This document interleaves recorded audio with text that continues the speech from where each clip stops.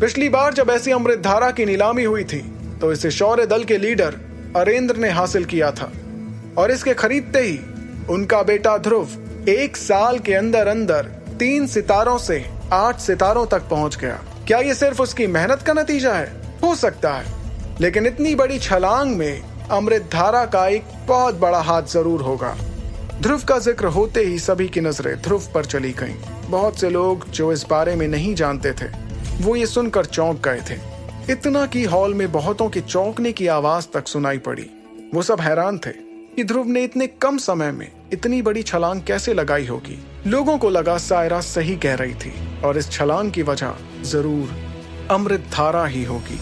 ध्रुव की बढ़ाई सुनकर हॉल के दूसरे छोर पर बैठे मैकी ने गुस्से से अपनी मुट्ठी बंद कर ली। सभी की नजरें अपनी ओर होते देख ध्रुव को समझ नहीं आया कि वो खुश हो या फिर डरे। उसने सोचा कि सायरा बहुत होशियार थी जो उसने ध्रुव का नाम लेकर अमृतधारा हासिल करने की लोगों की इच्छा को और बढ़ा दिया था, लेकिन ध्रुव ने कुछ नहीं कहा। आखिरकार इससे अमृतधारा का दाम कम से कम 20% तो बढ़ गया था। वहीं सायरा ध्रुव की फीलिंग्स को नजरअंदाज करके नीलामी शुरू करने के लिए तैयार हुई। उसने अमृतधारा की बोतल हाथ में उठाकर मुस्कुराते हुए कहा, अमृतधारा की पहली बोतल की नीलामी शुरू होती है 15,000 सोने के सिक्कों से। हॉल में इस वक्त सन्नाटा था। शुरुआती बोली ने सबको झंझोड़ दिया था, लेकिन तभी पीछे से किसी आदमी ने कहा, 16,000 सोने के सिक्के। पहली बोली के बाद सायरा ने मुस्कुराते हुए हॉल में नजरें घुमाई और कहा, क्या कोई और इससे ऊपर जा सकता है या फिर इस बेशकीमती अमृतधारा की सिर्फ इतनी ही कीमत है? उसके ये कहते ही जैसे बोलियों की होड़ लग गई। किसी ने कहा 17,000 तो किसी और ने कहा 18,000, फिर 19,000। बोलियों के शुरू होने से तकरीबन आधे घंटे बाद आखिरकार अमृतधारा की पहली बोतल बिक गई। नीलामी की पहली बोतल हासिल कर खरीदार के चेहरे पर एक बड़ी सी मुस्कान थी, जिसे देखकर ध्रुव ने हैरानी में सोचा, अमृतधारा की एक बोतल बनाने की लागत 1,000 सोने के सिक्के थी, लेकिन सायरा ने कितनी चालाकी से उस आदमी से 47,000 सोने के सिक्के निकलवा लिए थे। लेकिन जैसे ही उसे याद आया कि इसमें एक बहुत बड़ा हिस्सा उसका भी था, तो वो अचानक बहुत खुश होने लगा। ध्रुव ने इसी खुशी में विदुर को याद किया, क्योंकि अगर विदुर ध्रुव को नहीं मिला होता तो शायद ध्रुव अमृतधारा के फायदे उठाकर इतना कामयाब नहीं होता। जिस चीज के लिए लोग इतनी बड़ी रकम चुकाने को तैयार थे, वो उसे हर दिन सिर्फ विदुर की वजह से ही मिल पा रही थी। वहीं मंच पर खड़ी सायरा पहली नीलामी से बहुत खुश थी।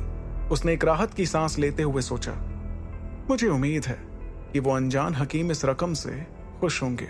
सायरा जानती थी कि उस हकीम को ज्यादा सिक्के दिलाकर वो बाद में उसकी मदद ले सकती थी, क्योंकि ये हकीम कोई आम हकीम नहीं था, बल्कि रैंक 4 या उससे भी ऊपर का हकीम था। इसके बाद सायरा ने एक नजर सभी को देखा और फिर अमृतधारा की बची बोतलों को देखते हुए कहा, अमृतधारा की बची हुई 6 बोतलें 2-2 की जोड़ी में नीलाम होंगी। एक जोड़ी की शुरुआती कीमत है 30,000 सोने के सिक्के। सभी ने उन बोतलों को देखने के बाद एक बार सबसे ताकतवर दलों की तरफ देखा, जो आपस में कुछ खुसफुसा रहे थे। इससे सभी को अंदाजा हो गया था कि तीनों दल अब बोलियों के मैदान में उतरने वाले थे। तभी आमिश दल के लीडर अबराल आमिश ने अपनी चुप्पी तोड़ते हुए कहा, 31,000 सोने के सिक्के। लेकिन आमिश दल का मजाक उड़ाते हुए ममराज ने कहा, अरे अबराल, मुझे तो लगा था कि क्लास 2 की तकनीक खरीद कर तुम्हारा दल दिवालिया हो गया था। तुम्हारे पास 31,000 सोने के सिक्के हैं भी, या फिर ऐਵੇਂ ही हवा में बोलियां लगा रहे हो? ये सुनकर अबराल ने ममराज को गुस्से से देखा, लेकिन पलटकर जवाब नहीं दिया, बल्कि उसकी नजर तो इस वक्त मंच पर रखी अमृतधारा की बोतलों पर थी। तभी मुस्कुराते हुए ममराज ने अपनी बोली लगाई, 35,000 सोने के सिक्के। और इसके बाद जैसे दोनों दलों के बीच बोलियों का घमासान शुरू हुआ। अबराल ने कहा, 38,000। तो ममराज ने उसके जवाब में बोली 45,000 लगा दी। फिर अबराल ने चिल्लाते हुए कहा, 50,000। ये बोली सुनकर वहां बैठे सभी लोग चौंक गए। 55,000 सोने के सिक्के, ममराज ने डंके की चोट पर कहा। उसके तुरंत बाद अबराल ने बोली और बढ़ाते हुए कहा, 56,000। इस बोलियों के घमासान युद्ध को देखते हुए हॉल में बैठे सभी लोग चुप थे। ऐसा नहीं था कि बाकी किसी के पास इतने पैसे नहीं थे। दरअसल बात ये थी कि कोई भी इन ताकतवर दलों के खिलाफ जाकर बोली नहीं लगाना चाह रहा था। आखिरकार तीनों दलों में महादक्ष रैंक के लोग जो थे वो जानते थे कि मार्कस में सुरक्षित रहने के लिए सिर्फ सिक्कों की जरूरत नहीं थी, बल्कि असली ताकत तो शक्तियों के रैंक और तकनीकों से पता चलती थी जो इन दलों में भरपूर थी। इसलिए सभी चुपचाप उनकी बोलियां बढ़ते देख रहे थे और फिर एक नजर हॉल के छोर पर बैठी शौर्य दल की तरफ देख रहे थे, क्योंकि शौर्य दल से अब तक एक भी बोली नहीं आई थी।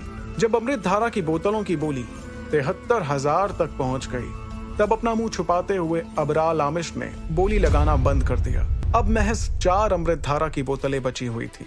जैसे ही सायरा ने अगली 2 बोतलों को अपने हाथ में लिया, तभी अचानक शौर्य दल की ओर से एक भारी आवाज में किसी ने कहा, 70,500 सोने के सिक्के। आगे की कहानी जानने के लिए देखिए अगला एपिसोड सिर्फ पॉकेट एफएम के यूट्यूब चैनल पर, और सुपर योद्धा के सारे एपिसोड्स को सुनने के लिए डिस्क्रिप्शन में दी लिंक से डाउनलोड करें पॉकेट एफएम ऐप।